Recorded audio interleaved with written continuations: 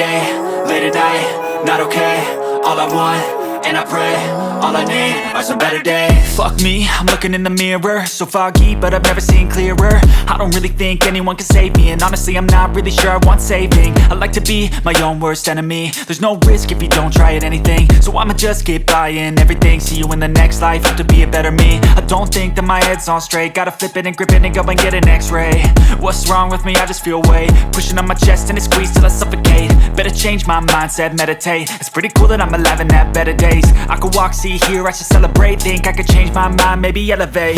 Living life, everyday, late at night, not okay. All I want,